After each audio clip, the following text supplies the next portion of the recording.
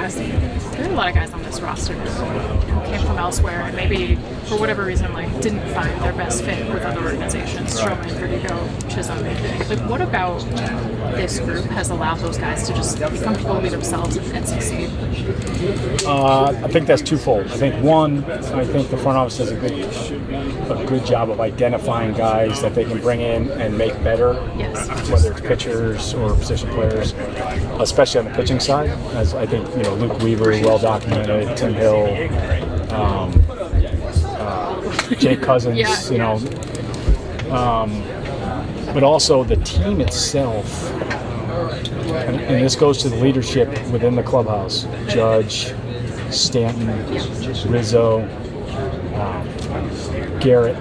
They have brought this identity of us being in it together, having each other's backs, collaborating, and that if you're around the team, it's extremely apparent that they not only want to win, they want to help each other win.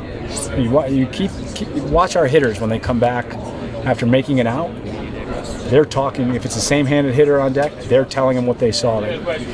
Sometimes we'll have two people standing right at the entrance in the dugout, and they're talking about what they saw. This happens regularly up and down the lineup,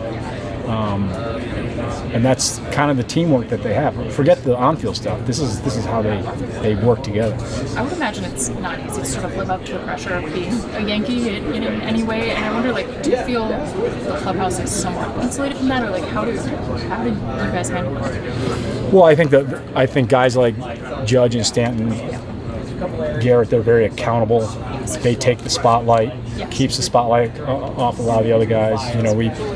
We have some guys that were maybe stars on other teams or the guy on other teams, and they come here and now they got Judge or they got Cole or they got Stanton, and those are the guys, so they can just be complementary players and help the team win. Thank you. Yep. Brett, who on the team surprised you this year? Luke Weaver. I mean, I think he's probably the easy answer for most people. Elaborate. Tell us why. What did he do that you didn't see coming?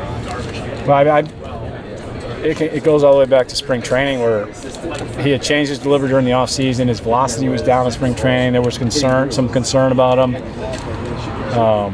And I'll never forget, he had an outing against the Mets at the very end of spring training, and I think he struck out 5 out of 6 that he faced.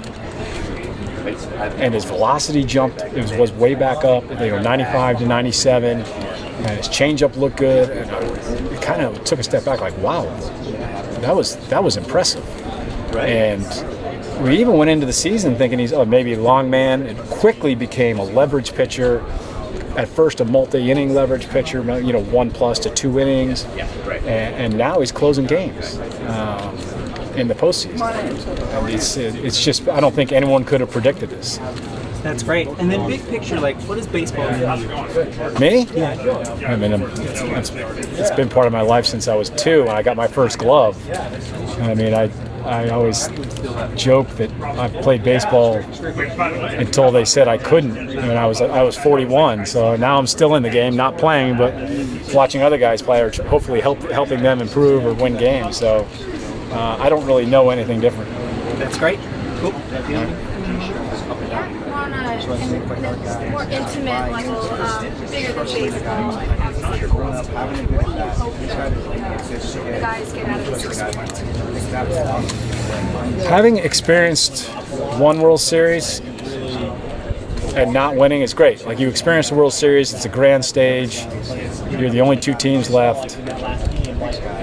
But I don't just want to experience, and I hope these guys don't just want to experience. I hope they want to win, because they may not get another opportunity. It took me almost 25 years to get a second opportunity in a World Series, so I'm not here to just experience anything.